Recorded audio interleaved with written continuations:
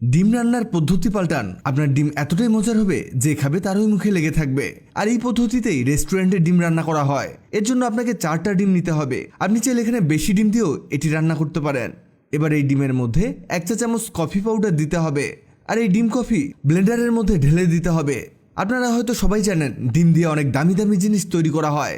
এবার এর মধ্যে দিয়ে দেবো কনডেন্স মিল্ক বা ড্যানিশ দিতে হবে 1 টেবিল চামচ পরিমাণ। ভাবছেন মিষ্টি কিছু তৈরি হচ্ছে কিনা? জি বন্ধুরা, এই রেসিপিটি মিষ্টির মতোই বানানো হয়। এবার লাগবে দুধ।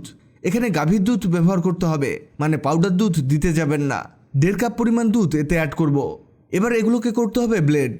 এটা ব্লেন্ড হতে হতে বলে দিন আপনি পৃথিবীর কোন জায়গা থেকে ভিডিওটি দেখছেন, যাতে পরবর্তী ভিডিওতে আপনাকে ধন্যবাদ জানাতে পারি। আমাদের ব্লেন্ড করা হয়ে গেছে। এই দেখুন, এটা একেবারে এমন হবে। এবার একটি প্যানের মধ্যে নিতে হবে চিনি। এখানে 1 চামচ পরিমাণ চিনি দিয়ে দিচ্ছি। মিডিয়াম হিটে এটা অটোমেটিক গলে যাবে।